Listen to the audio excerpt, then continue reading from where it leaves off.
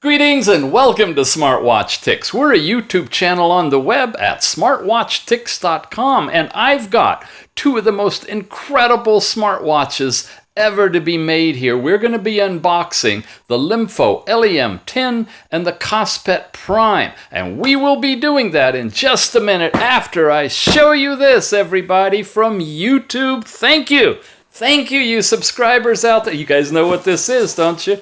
Whoa, can I open it? Yes, I can. Inside here is, check it out. Check it out. Look at this. This is our award, our team award from YouTube for Smartwatch Ticks. Over 100,000 subscribers with an attached letter on here from Susan, the CEO of YouTube, congratulating all of us on moving forward with smartwatch technology with interest enough to actually subscribe and keep updated on what's happening. Now, the ironic thing is, in terms of everybody that watches this YouTube channel, only 1 out of every 10 of you is subscribed. So 100,000 subscribers, that means there's like 1 million folks popping in all the time, and we've got like over 25 million views of all of our videos. That is one intense mirror. So I'll say hi. Wow. I wish the pictures were that clear on the smartwatches. Anyway, thank you guys. Let's move on with the unboxings, and really appreciate you being here. And if you're not yet a subscriber, you are cordially invited to join the 100,000 of us globally who appreciate smartwatches. So here we go with the Kospet. This is the Prime. We've all heard about this for a while now, but we haven't quite yet seen it. But here it is, and it is on a very, very exclusive special option right now, an exclusive carrying from GearBest, at least for a little while. Don't know when you're watching this, but if you're watching it now when it comes out, the pre-sale price is about $150. It's normally $200, so this is a really, really good discount. If it's a little later down the road by the time you're getting here, because these videos are up continuously, check the show notes and I'll have the best coupon deal for you I can get so you can pick it up directly from GearBest. In terms of specs, I got a sheet that goes on and on and on. Big information, a 1260 milliamp hour battery, that's huge. A 1.6-inch screen, that's huge. 32 gigabytes of storage with 3 gigabytes of RAM, that's huge. It's good now, becoming more standard. And of course, it's a 4G fully capable smartwatch. Standalone, you put a SIM in it and it'll run phone calls for you and text messages. I'll let you read this stuff. If I'm going too fast, you can freeze frame it to take a look at it. Here are all the basic specs. It's running Android 7.1.1, as most of them are. It has what they say dual 4G global frequency band support, and it also supports VoLTE. So you can have very crisp, high-quality voice capability, constantly improving on these. It's a ceramic material for the watch case and silicone strap on it. It's a humongous strap, but it's a nice one. You've got the RAM, the ROM, a camera. Now, here's an interesting thing. It's a 2-megapixel front-facing camera. That's software updated to 2 megapixel, which means it's a 1.3 megapixel camera. You go, whoa, Mr. Tick, that's hugely small. And it is, and I'll explain why. The side one is an actual 5 megapixel camera that's up interpolated, they call it, to 8 megapixel images, which is about as big as you can get on a smartwatch these days. So why is the front one so tiny? Well, first of all, you're going to be looking close up at it. It's not going to be doing broad landscape stuff. And being small numbers of pixels, you can get more data down the pipe for doing things like video chatting. You can have hours of recording right on it if you want to do your own video log and then upload it to Facebook or whatever later. So it actually is of a benefit to have a low-resolution front-facing camera for that purpose, just to keep the file sizes down and the bitrate streaming. But it's great to have a big battery, and we do 1260 milliamp hour, daily use time 72 hours. I have not tested it fully that long yet. I'm going to give it a try. A long standby time on this thing too. Fully IP67 waterproof, they say, and the bands are removable. So this is quite the watch. A lot of folks are going, Obi-Wan Kenobi, this is the one. I feel this is the one, and it just might be. There are a few little drawbacks, but not major. Anyway, here's all the other support formats, software specifications, and our overall languages that this thing is supporting. Now let's look at it. Finally, right? Finally. We can pop it out of the container, slip it out of its little bag, and go, ooh, ah. The first thing you notice is it's totally flat. I mean totally. You've got this silver bezel going seamlessly into the black circle. It's got a little smudge on it because I've already been playing with it, of the watch itself. It bows out on the side a little bit to a bump of a camera, and this also houses the side camera here. You've got two nice elongated buttons that give an integrated effect to the whole thing. And then these wide silicone bands, I think they're 24 millimeter probably. That's typical on all of these. And of course, quick disconnect removable. You've got the SIM cover, complete cover here, which you can unscrew and put in a SIM card. There's your heart rate diode, speakers right below the microphone or the camera. Don't know where the microphone is. There it is, opposite side, speaker, microphone, and charging pins right up here. You've got 4 screws to take the whole back off, which you should never need to do. And other than that, it's a really smooth design. Highlights of shiny material here for the bezel with a matted overall body. Let's look at what else we've got in here. We got 2 boxes. The small one houses the screwdriver to open up the SIM compartment to put in your SIM card. By the way, we have a special deal that we can tie you into. Check the show notes if you want to put an inexpensive SIM in here. If you're not going to use it often, for like $5 a month, you can have a SIM in here for emergency calling and light data use. Excellent opportunity with Speed Talk. We've covered that in another review. Then we have a box here that within which you will find a cable, which is your standard USB to micro USB cable, so any of them will work. We've got a box of extra screws in case something happens and you strip the screw here, you're not out of luck, so you got a few extra screws. And then, of course, the dock. This is a unique dock for this watch. The 4 pins here line up on the top, slaps on there really strongly. It's very good and solid. That's how you charge it. Put the wire in, connect it to your computer. It's a data cable as well, and that's how you can transfer files if you want to. Or you can do it by Wi-Fi, either way. That's all of the stuff that comes in here. You've got a screen protector to put on if you'd like to. And then you've got the overall Kospet PRIME manual. Let's run through that. Here's the security information and your overall specs again. Freeze frame this if you need to in order to look at it longer while we page through it.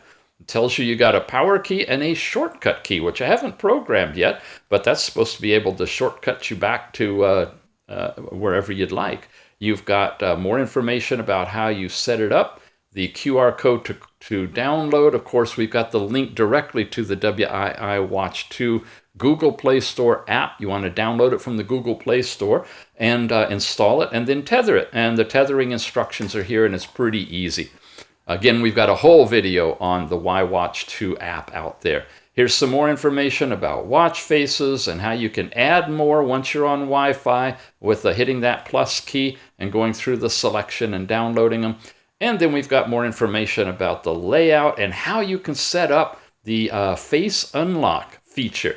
And you probably know the very first video I put up on this a little while ago was how to do the setup for face unlock. And it's pretty darn cool and it really, really works. The one thing I didn't say on that one, and I'll show you here as soon as we turn it on, is, of course, if you've got it in the twist your wrist to show the time, when you twist your wrist, it's just going to show the digital time, see your face, and boom, go into your watch face, and then go off about 2 seconds later if you don't touch anything. So it's all integrated together with the camera, with the watch, with the security. If somebody else has it on, they twist the wrist, they'll see the time of day and the date, but they won't get into the watch. So you can loan your watch to friends, and they won't be seeing your pictures. Cool.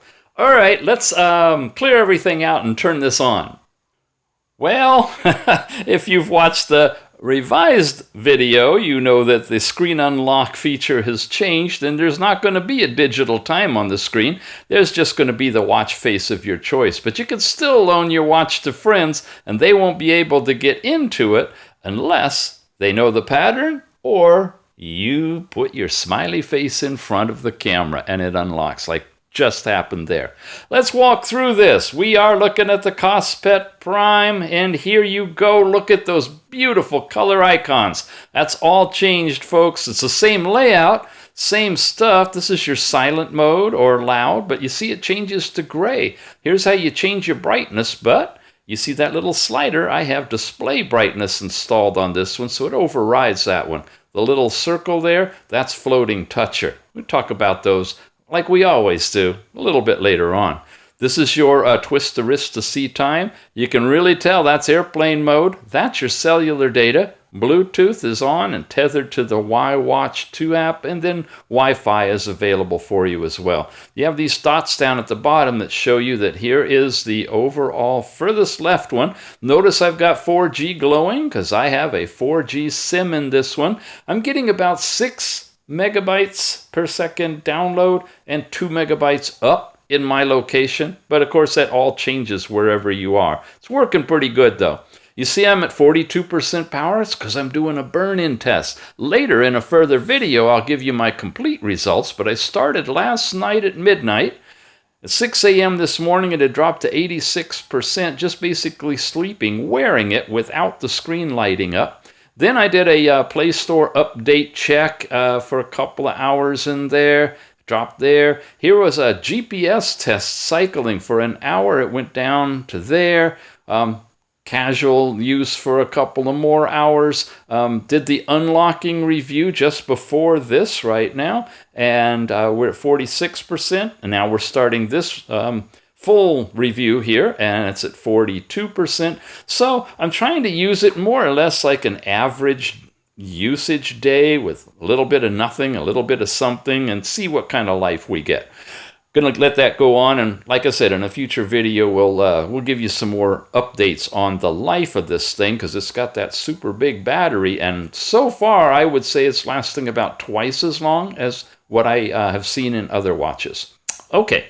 There's all of that.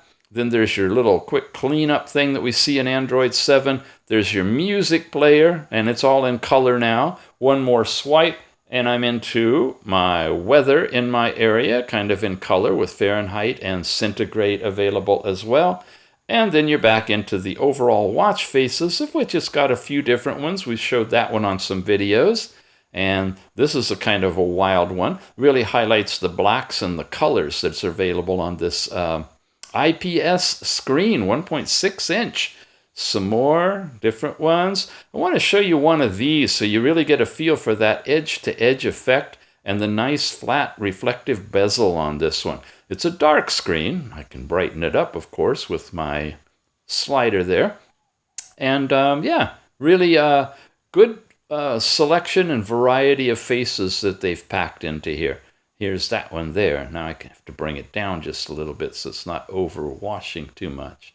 Okay, if I slide down, I've got my daily step count. Over here I've got my graph, you know, it starts over on Mondays, and you can come in here and set up all of your settings. And I guess I just switched it from graph to chart. You have that ability. You have your distance traveled and calories burned, and that's all across that bottom row, right? This is that row here, and then this is the top row that we just went through and looked at all of those. From here you've got notifications, and to the right you get to the app drawer, and we've got the whole Apple Watch layout thing, and it works beautifully. It's really hard for me to go sequentially through everything, though, so to show you all of the different apps. Some of these I've added in, like you can tell, the Antutu ones, and there's display brightness, and of course some of them are stock. So the first thing I'm going to do is come in here and go down to our app list style and change it to ARC, so I can come back, come over, and we're down into what we are used to seeing. So your contacts, phone, and messaging has to do with the cell phone capability and the SIM card installed. And in the phone calls I've made with this watch, it's nice and loud. I can easily hear a person with it just on my arm there. I've got overall settings, and these are pretty basic except a few changes. We have sound in display. You notice we do not have the always time or always on display capability as some of the older Android 7 watches have. That's because they used an AMOLED screen. The IPS screen process is not supporting that. So you're not going to have that ambient screen that's always on. When it's off, it's going to be off and it's going to be black. You've got the app list style we just looked at, your overall connections for Wi-Fi and Bluetooth, and of course your USB connection settings are in there to make sure you go into transfer mode when you connect the cable to your computer so you can transfer files and music and even apps back and forth. The gesture is a simple thing on turning on or off to raise your arm to see the time, or turning off pedometer services if you don't plan on using that. Little extra boost to saving your battery. Speaking of battery, there's power savings here. You have a standby intelligent power. I've got it turned off right now. I'm going to turn it on. It's showing that I'm at 40%, and if I keep using it like it is, I'm going to have 10 hours left before it dies. But that's going to change, depending on how I use it. And what are the most frequently used apps? And of course, the screen is always the most used app. So try to keep your timeout as short as possible and keep your screen as dim as possible. That's why this is so good. You can turn it really down deeply at night or indoors, and turn it up if you need to outside, even from your watch face, without having to go hunting down a control, especially if it's dark. Language and inputs is pretty basic, but we want to check the different languages because you have quite a few that are available here. English is set up as a standard, but you also have all of these languages. And like I say, since this is a relatively new watch and it's done some updates to System 7 within here, I'm going to take a moment to scroll through so you guys can see all of them. Sometimes I get questions, is Hebrew in there, or goodness knows what. So this is an opportunity, which we don't do every watch, but just today we'll show you all of these. And that was for adding a second language. You always get to choose one at the very beginning, and this is for adding another one if you want to. Spell checker, the keyboard is in here, text to speech, standard stuff. Time is exactly the same as you've always seen. You can reset your equipment and uninstall applications. You have more and overall about this watch. I'm going to come back to more, but first, about this watch shows you that it's the Kospet PRIME, and it's running Android 7.1.1, and I did flash new firmware to this, folks. So when you get yours, check it out. Is it dated October the 10th? Is that your build number and kernel version? Because that's the update that give us the new screen lock capability, both the screen lock with the 9 dots that you put in a pattern, and the face recognition engine has completely been changed away from Google to a much faster and more accurate responsive one for the face unlock. So there will be an over-the-air update eventually if you get an earlier version of this with the earlier software or firmware than October the 10th. You can wait for that. I ended up manually flashing this because I'm tied together with Pablo 11 and the gang over at www.fullandroidwatch.com, which are the technical people that work all this stuff out. So he sent over the firmware. I flashed it up so that we could do that video you just saw on the new way of doing screen unlock, which brings us to more, because that's where that kind of stuff is hidden. you got your accounts in Google Play services, and then you got background cleaner. And I told you at the very end of that video that you want to go in here, have it turned on, and touch here and turn off anything that you want to have running in the background. In our case, display brightness and floating toucher, the line and the dot over here. By turning those off, they are not going to automatically be shut down when you go back to the watch face. It lets them stay on all the time.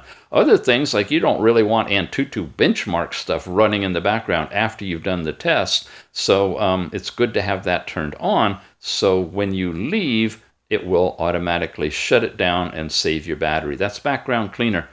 You've got the screen lock settings and the face lock, and I've got 2 videos up on that now. The most recent one is the accurate one, so watch those.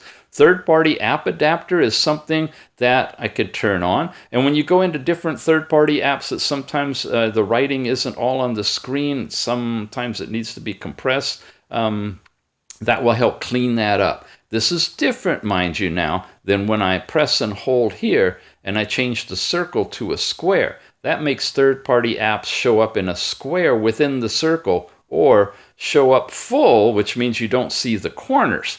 That's how you change that function right there. But this one is a little bit different. It's more subtle. It's working with the actual text and stuff. Now, this is relatively new on some of these Android watches coming out. It's a performance thing. We saw it on the LEMT, and we'll be talking about that in that review. And it's where you can actually change the overall performance of the processor. It's going to drain your battery a little more, and it's going to make your watch hot. And it's going to tell you all of that stuff in here. And so if you're doing something like playing YouTube perhaps, or playing a game, and you want more fluidity and faster response, it forces a boost up, I guess, in your CPU and is going to give you an enhanced mode. If you don't want to do that, then cancel out of it and just leave it in normal for most of the time. App freeze is a special thing that will allow you to turn off any special apps or installed apps that you've got and put them in frozen mode unless you actually launch them. All of this is in an attempt to help save your overall battery. We've got storage in this. The internal storage is 32 gigabytes and the RAM should be 3 gigabytes total. And it's got all that information here, 2.9 gigabytes they're claiming. Notifications, app settings, data saver are all other features that you find in more within the overall settings. And that's all of the basic stuff that comes with this as far as settings go. You've got a stock browser, you've got a download area that nobody ever really uses, your basic calendar, and the clock area used to just be a basic clock, which it is still, but you also have world time here so that you can go in and set anywhere in the world that you'd like to see what the time is. Now we get to our cameras. Let's talk about the cameras here. When I fire this up, I'm coming into a side camera, 5 megapixel. Going to take a picture of it right there. And I'm going to take a little video. And this is a video of me wiggling my ring. And that's the Aura ring. I now have the review up on this very sophisticated ring. So make sure you take a look at that too. So now we've shot a video and a camera picture on the side. I'm bringing this up and playing the video.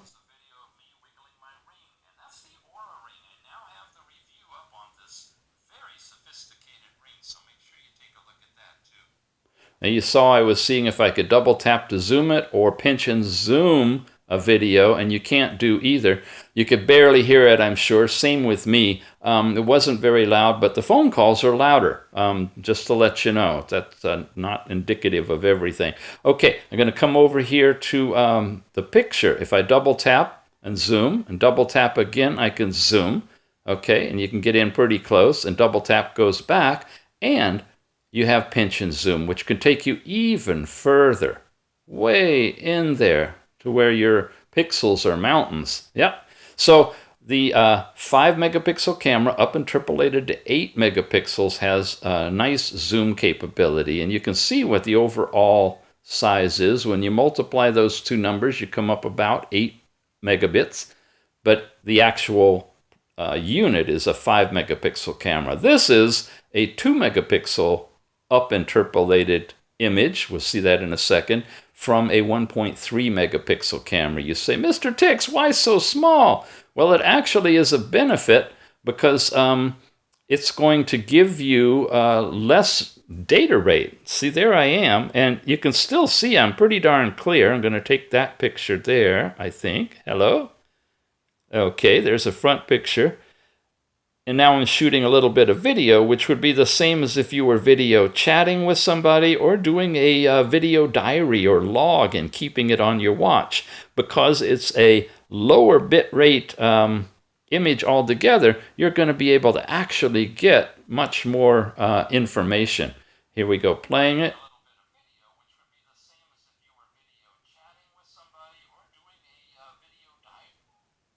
No, don't have either pinch and zoom or double tap zoom on video. And of course you could slide it back and forth.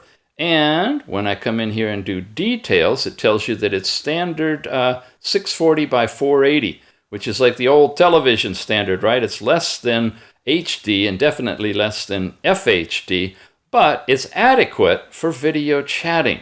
So they made a special decision there to go with a low-resolution front-facing camera, strong enough to you can see the hairs and stuff in my head, and okay for video. Same thing here. I should be able to tap zoom again.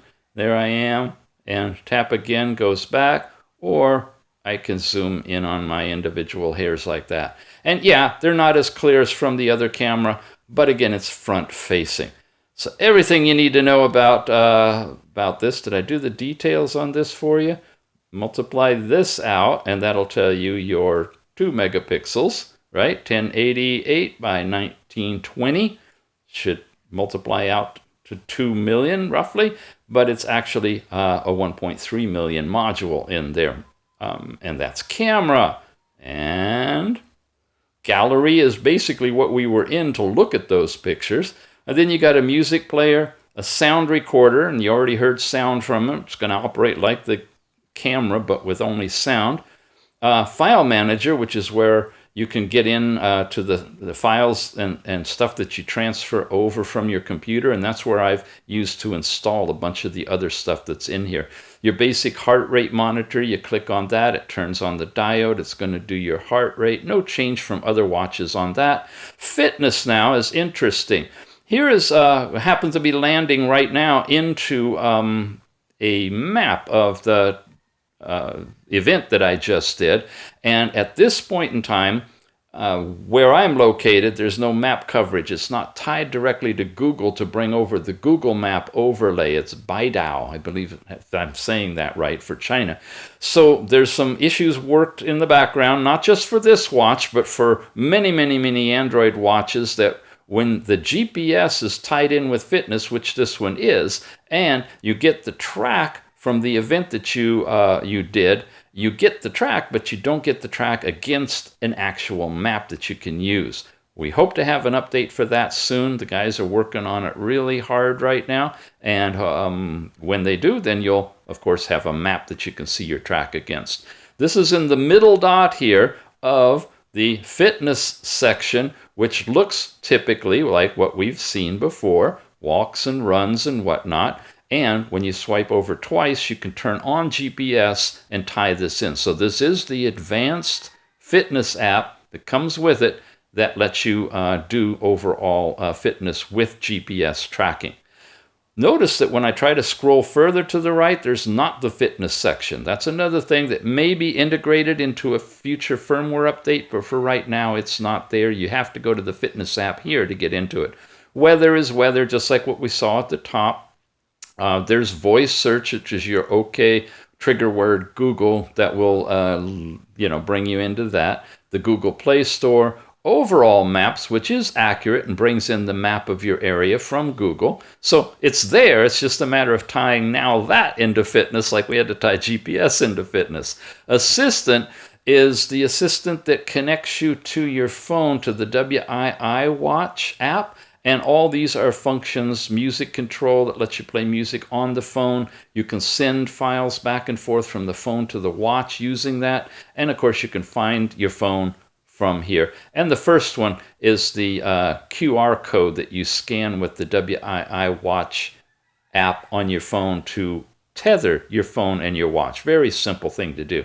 Your app store is different than the Google Play Store. It's a store that has basic apps like Facebook and Twitter and WhatsApp and YouTube that you can download without needing to go to Google Play Store directly. And now you get into my stuff, the display brightness. However, this one, system optimization, is a new app that's been added. You saw when we went into more inside of settings, inside of deep and deep and deep in there, these have been pulled out to the out in their own separate app. The clean task is that battery saver thing that we looked at where we turned on and off the different apps, remember? You can do that now right here without having to go as deep as we did before. Here's where we set up screen lock, third-party app, and all of this system work mode. Remember, that was where we have normal or performance. So you have all of this stuff, okay, right here in the app freeze as well. That's in system optimization. Now, in a future video, I'll be doing the Antutu benchmark reports on this, talking more about floating toucher, getting deeper into settings search, which is a place where you can set up to triple tap and zoom, which is a really nice feature. All that good stuff, but not today. This is the overview of the basic unboxing and first look where we looked at the apps that actually come with it. In terms of first impressions of this watch, I really, really like it. I like the size. It's good for me. I'm an average size guy, I would say. My arm is not humongous, nor is it tiny. I like the face lock thing. I think I'll get bored with it. I don't really see me using it very much unless I'm walking in a place where I don't want somebody to, if they stole my watch or something. But I don't keep anything on my watch that would be important. Now, if you tie into Dropbox and OneDrive and Google Drive and stuff like that, and you have files that you're archiving on your watch that are top secret, well, yeah, having it locked is probably pretty good. But you could do it with that 9-dot system as well. But it is a nice show-off point to be able to just look at your watch and have it automatically go into that face unlock. Isn't that sweet? Okay, how do you get this thing again? Yeah, by now you must have it memorized. GearBest. Mr. Tick says, go to GearBest. Special promotion. Yes, it is. If you're not watching this right now, it may be totally different because this is an exclusive sale GearBest has over everybody else at the moment. For a little while, they'll have this as we get closer into 11/11, which is the big China sale day, and Black Friday and Cyber Monday. You might start seeing prices close to this, but they're going to go back up, I guarantee you. So if you like what you saw, this is a good time to buy it. 3 gigabytes. 32 gigabytes, 1.6-inch screen, front-facing camera, sleekly integrated into a perfectly flat bezel, nice, smooth responsiveness in the screen, all your standard apps in there, removable bands, SIM card fits inside this whole thing, speaker over there, and of course side-facing camera as well. It's a really well thought out, well done watch, and yeah, I'd recommend it. All right, we'll see you again soon. Thanks for watching.